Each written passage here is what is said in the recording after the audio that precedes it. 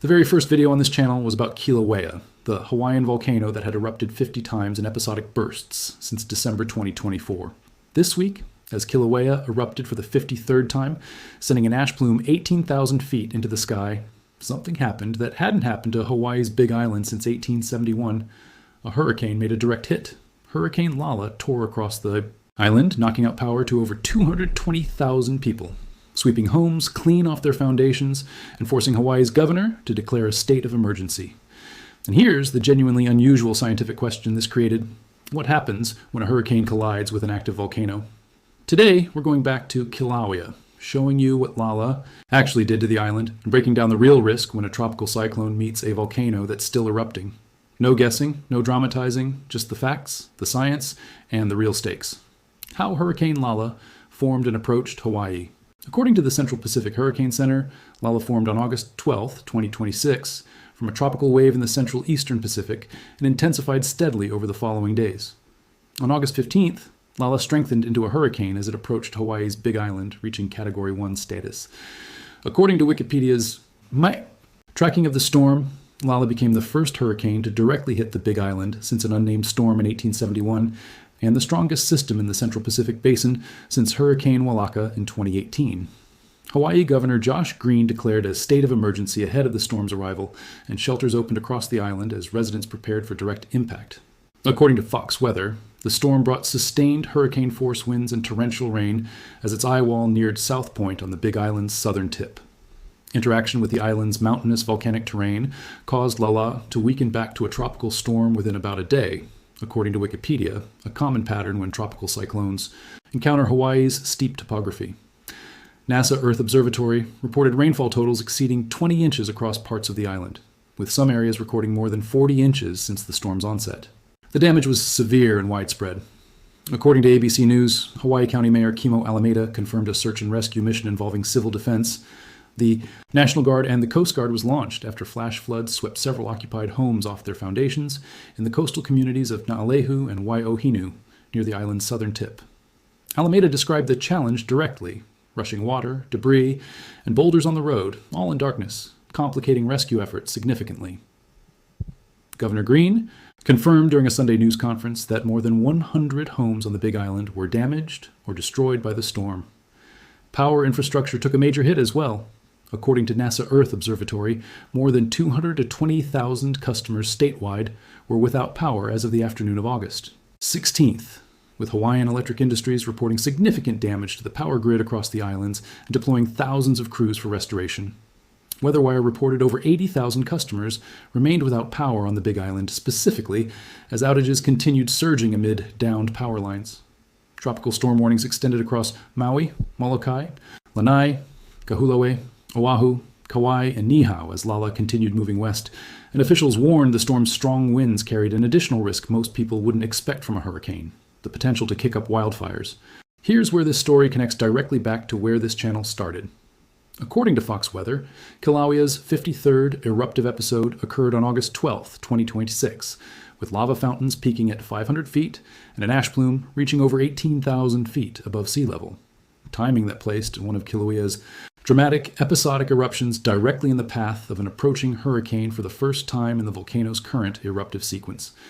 USGS's Hawaiian Volcano Observatory experienced sporadic power outages of its own due to storm damage related to Lala, according to the agency's own volcano update page, meaning the very instruments used to monitor Kilauea's ongoing activity were themselves affected by the hurricane passing overhead. This pairing prompted genuine scientific interest, not just from us, but from volcanologists and meteorologists directly.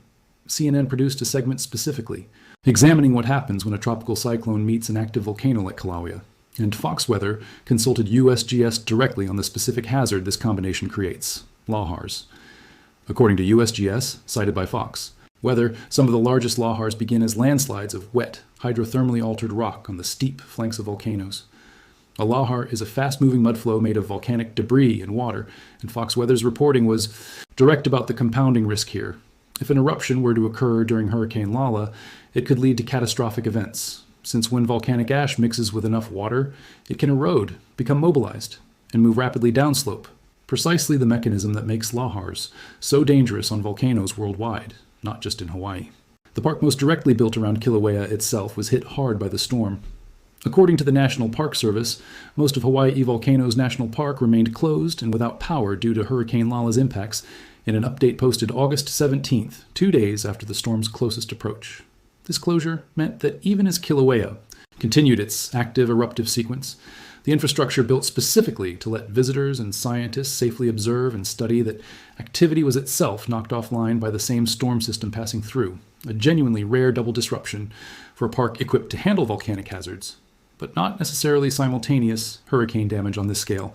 When we first covered Kilauea on this channel, we explained how USGS forecasts specific eruption windows for the volcano's episodic fountaining events using ground deformation data, and how each episode follows a pattern of fountain, pause, and rebuild.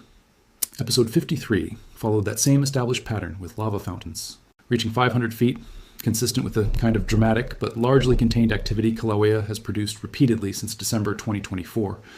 What changed this time wasn't the volcano's behavior, it was the addition of an entirely separate, historically rare hazard arriving in the same window.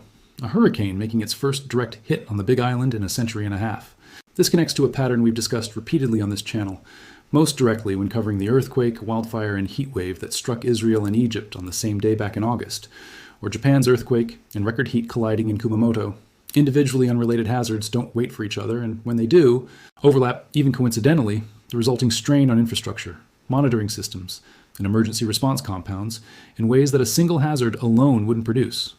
According to Hawaii's official visitor information site, Tropical Storm Lala had passed the Hawaiian Islands by August 20th, with visitor operations largely returning to normal, though officials noted a second system referred to as 2C was being tracked passing south of the islands, appearing smaller and weaker than Lala, but still carrying flash flooding potential for Hawaii Island and Maui. ABC News reported that even after Lala moved away, local authorities remained concerned about landslide risk for 24 to 48 hours afterward, due to soil across the Big Island being fully saturated by the storm's torrential rainfall, a risk directly relevant to Kilauea's slopes, given USGS's own warnings about lahar formation on wet, hydrothermally altered volcanic terrain. Hawaiian electric crews continued power restoration efforts across the islands, and Hawaiʻi Volcanoes National Park had not announced a full reopening timeline as of the most recent update reviewed for this video. There's something genuinely fitting about this channel's very first subject becoming part of one of the more unusual disaster stories we've covered since. Kilauea didn't do anything unexpected. It erupted for the 53rd time in a pattern USGS has tracked and forecast for nearly 2 years now.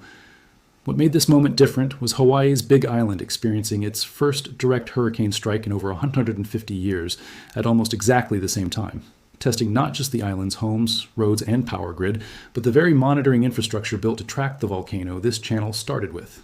Whether Lala's rainfall ultimately triggers lahar activity on Kilauea's slopes. In the days ahead remains something USGS and the National Park Service will be watching closely, a reminder that even a volcano whose behavior has become genuinely predictable can still be caught up in something it's never had to face before. We'll keep tracking this story and every other major seismic, volcanic, and extreme weather event happening around the world right now. Subscribe if you want to see the next update. Drop a comment and tell me, did you watch our very first video about Kilauea? See you in the next one.